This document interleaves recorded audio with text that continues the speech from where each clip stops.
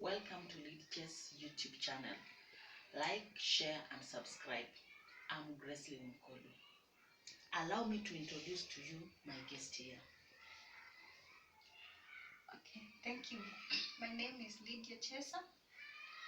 I'm happy to be with you here today. Thank you so much. Welcome. I heard you are running for MCA seat at Kingandore Ward. And according to our tradition, young people like you and those with disabilities are not allowed.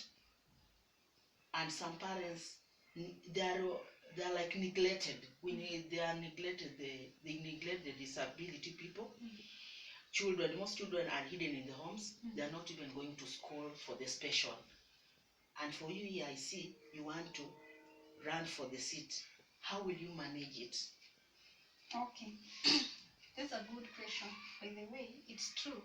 In Kenya, we still don't have that good awareness about disability, and most of kids are not taken to school. So me, I'm privileged, and I really thank God and my family, especially my parents, for taking me to school.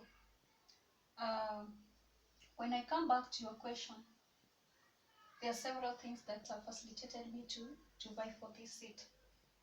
First of all, I know myself that being a disabled cannot stop you from doing what you think is right, you see.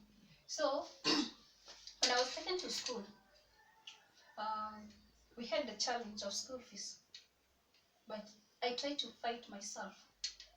I fought for it, and I was able to go to school. In school, teachers believed in me and trusted in me. I was a leader, and I used to deliver. That's when I realized that I'm a leader, by the way. And I used to serve the students. What I mean by serving, it's not ruling them like you force them to do what they're not supposed to do, but you serve. So, bearing that in mind, after school, I had this dream that when I grow up, I'll bring back to the society and delete that mentality in our community that being a disabled, you can't do this and you cannot participate in that. So I wanted to delete that mind in them, that mentality in them. And I had a dream that I was preaching on the street, and there was this disabled crippled lady who was on the street. I had 2 bananas in my hand, and this lady stretched out her hand asking for the banana. I took 1 banana and gave her. In the process, there was another boy, a young boy, was wearing a torn cloth. He was like a street boy and an orphan. I don't know, but he looked like that, you see. So when this kid came, also asked for the banana that I was holding, and I gave this banana out. And this crippled us. Why so good? You giving it all. You don't have anything to eat. And I told the lady, no, we don't give out, so we don't help people because we have enough. We only help because those people are in need. And when someone is in need and you're in position to give, just give it. So for me, I feel good when I help others. No. So this lady told me, why don't you go to the government and help them to fight against corruption? Why don't you go to the government and help your people? Like your people are suffering there. You have even disabled people are not being taken care of. God chose you to serve them. Why don't you do it? And then I said, in politics, it's not something good. And you need to have money for you to run for that seat. What am I going to do? And then she said, don't worry about that. You go and do it because God chose you. And this lady disappeared from the dream. In a short while, a friend of mine then came and told me, CJ, you know what? We need a good leadership in our ward. Why don't you try this seat? And I said, I can't do it because I don't have money. And for this seat, 1, I'm a disabled. Secondly, I'm a young lady. How am I going to manage it if I don't have money? He said, you try it. So in my mind, I came to connect with that dream and also my ambitions. what I've been thinking about. For example, when we were born, people were carrying the waters from their heads. No, water in buckets on their heads from the wells. And I know that is the problem that can be solved. When we get a good leader, they can write proposals and take them to the parliament, and it can be passed by a law where where we can get water projects, and these people get helped. We can have electricity like at home. You can't even get power. You have to go to the city for you to get your phone get charged. So those are some of challenges that we are facing.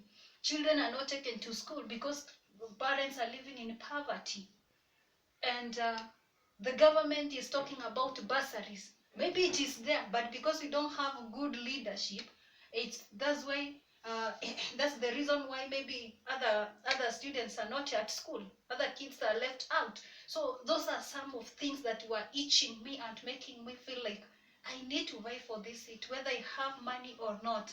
I need to do it. So that's one. Those are some of reasons. There are many.